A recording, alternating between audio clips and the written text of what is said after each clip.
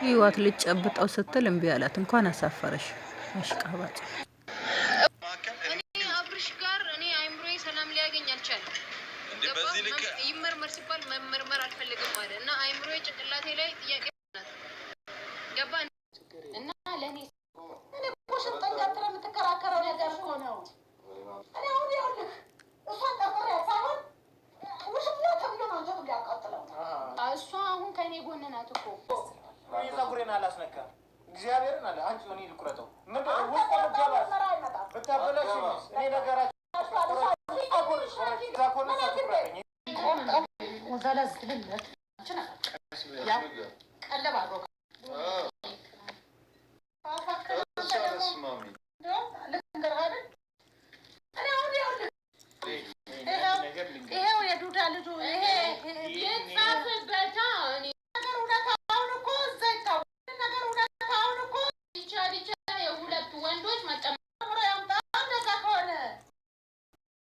ህይወት እቺ ተንከሲስ ማለት ነው። ኢክራም ላይ ተንኮል ስታስብ ልጁ የባሏ አይመስለኝም የአብርሽ እየመሰለኝ ነው። እየተጠራጠርኩ ሁኔታቸውን ማፈሪያ። አሰላሙ አለይኩም ወራህመቱላሂ ወበረካቱ። እንደውም የሌላ እምነት ተከታይ ሰላም፣ እንዴት ናችሁ? መወዳችሁ ማከብራችሁ ስለምታበረታቱኝ ጀዛከላህ ኸይር ጀዛ። ዛሬ ደግሞ በአዲስ ቪዲዮ መጥቻለሁ። እውነቴን ነው የምላችሁ እቺ አሽቃባጭ ልጅ ይሄኛው ልጅ ይሄ ጓደኛዋ ባሏ አይሉት ምን አይሉት ይሄ አብሯት ያለው ማለት ነው። እሱ አዲስ ቻናል ከፍቶ ገና 300 ምናምን ነው ገና ሰብስክራይቡ ማለት ነው። እዛ ላይ የኢክራምን ባል ጠርተው በጣም ከአንድ የምትወዷት ጓደኛ እህቴ የምትሏት ጓደኛ የማይጠበቅ ከኢክራም ጋር ያለውን ለባል ልታቃጥር ከባል ጋር ያለውን ኢክራም ጋር ልታቃጥር። እኔ እኮ የባለ ትዳሮች መሀል ላይ እንጂ ሌላ ስራ የለም። በዞር ዞር ብትሉ እኮ ብዙ ርስቅ አለ እኮ ለማቃጠር። ሸይጣን እኮ በተለያየ ቦታ ላይ እኮ አለ። ዞር ዞር ብትሉ እኮ ጠብደል የሆነ ሸይጣን እኮ ታገኛላችሁ። በጣም ፌመስ የሚያረጋችሁ ስራ።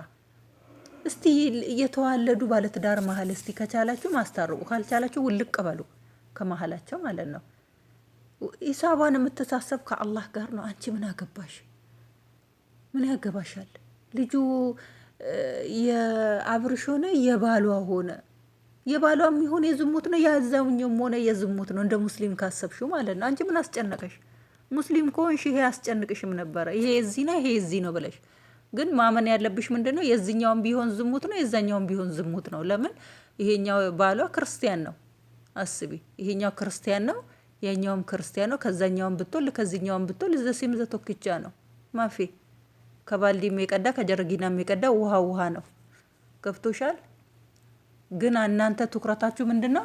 ልጁ የእንትና ነው ልጁ የእንትና ነው ላይ ነው እንጂ ትኩረታችሁ እንደ ሙስሊም ቢሆን ሐራም ነው ይሄ ነገር ሐራም ነው። መጀመሪያ ሐራም ነው። አንቺ የሌላ እምነት ማግባት አትችይም ሐራም ነው ብለሽ በዛን ሰዓት እሳት በጨርቅያ ከዛም ብታቃጥሪ ከዚህም ብታቃጥሪ ላቃጠርሽው ነገር እንኳን አጅር ታገኝ ነበር። ሳታገባ በፊት እንዳታገባ ብታደርጊ ኑሮ አጅር ታገኝ ነበር ማለት ነው።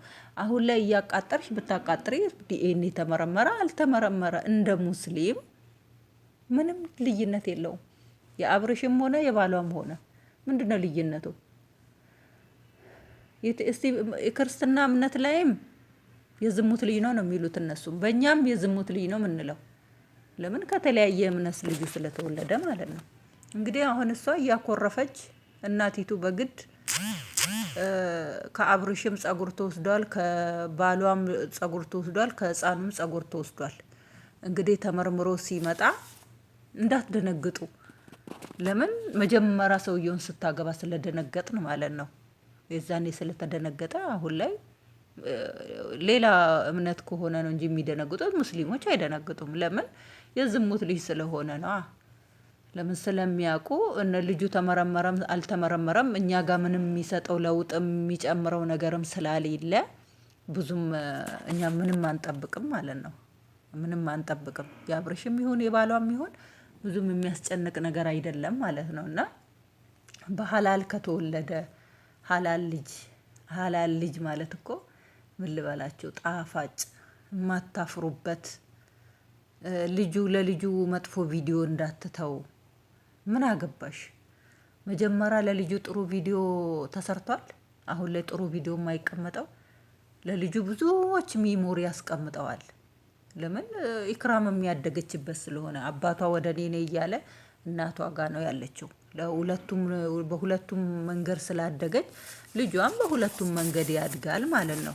ኢክራምም እንግዲህ ያው የኒካ ልጅም አይደለችም በዚህን አይነት ማለት ነው። እና ሱብሃንአላህ ያው አልሐምዱሊላህ ረብል ዓለሚን ኒመተል ኢስላም ሙስሊሞች የሆናችሁ ሙስሊም ሴቶች ሚሊያን፣ ሙስሊም ወንዶች ሚሊያን ማሻአላህ ተባረከላ። ክርስቲያን የሆናችሁ ደግሞ ክርስቲያን የሆነች ሴት ማሻአላህ፣ ክርስቲያን ወንድ ማሻአላህ። እናት ቁማ ትሄድ ወልዳ ሞልታለች። እና ከዛም አታነካኩን፣ አትጨመላለቁ፣ በቃ አትጨመላለቁ። እናንተ የክርስትና እምነትም ህግ አለው። በህጉ ትዳር ይመሰርታል፣ በህጉ ፍቺ ይፈታል። በሙስሊምም በሸሪያ ነው። ሀላል ነው፣ ሀራም ነው። ሀላስ እንጂ ዛሬ ላይ ህፃኑን ይዛችሁ ወደዛ ብታንደቀድቁ ወደዚህ ብታንደቀድቁ ሀላል አታደርጉት። ሀደ ሁዋ ከተሳሳትኩም አርሙኝ፣ ይቅርታ። እና አንቺ ደግሞ ጀሙ ደግሞ መሀል ገብተሽ የምታሽቃብጪው ነገር ቢያንስ እንኳን እሷን ድሮ ነው የምታውቂያት፣ እሱን ትላንትና ነው ያወቅሽው። ወደ እሱ ማዘንበል የለብሽም ነበር፣ ወደዛ ማሽቃበጥ የለብሽም ነበር። አንደኛ ለዩቱብ ቪዲዮ ነው እንዳንል የዩቱብ ቪዲዮዎች ላይ አይደለ እየሰራሽ ያለሽው አንቺ። ተፈጥሮሽ ራሱ እቺ ልጅ ቀጥ እንዳትል የማትፈነቅሊው ድንጋይ የለም። እዛኔ አብርሽ ጋር ያኛው ጋር ተመካክራችሁ ስልኳን ምን የመሰለ ስልኳን ውሃ ውስጥ ከተታችሁና ደም አስለቀሳችሁ። አብድች የውሸት እብደት እስከምታብድ ድረስ ማለት ነው። አንቺ ቆይ አንቺ ጀሚላ ማለት ነው ለምንድን ነው እሷ በቃ ቀና ብላ ስቃ እንድትሄድ የማትፈልጊው ለምንድን ነው? ወላሂ ነው የምላችሁ አንገቷን ደፍታ ማለት ነው ጭቃ ውስጥ ያለ እባብ ሾህ በሏት እየተሽለጠለጠች የዚች ልጅ ውድቀት ትፈልጋለች። ወላሂ ምን ችግር አለው? ለአንቺም የሚረዝቀው አላህ ነው፣ ለእሷም የሚረዝቀው አላህ ነው። እሷ ኖራትን ለእሷ ሰጥቶ ለአንቺ የሚያጣ ጌታ አለ መሰለሽ እንዴ? ማሻአላህ ተባረከላ። ለሁሉም የሚብቃቃ አላህ እኮ ነው ያለን።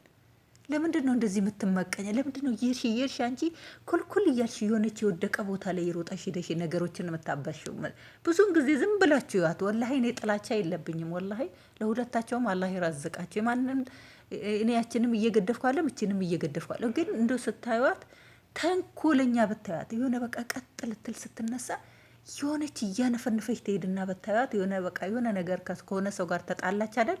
በቃ ያን ክፍተት ታገኝና በቃ ያገዘችላት መጀመሪያ ላይ በቃ አዛኙና ትገባና ከዛ ወደ መጨረሻ ላይ ደግሞ እየጎዳቻት ትሄዳለች። ነገሩ እንዲባባስ ማለት ነው። እንደዚህ አትሁኝ አላህ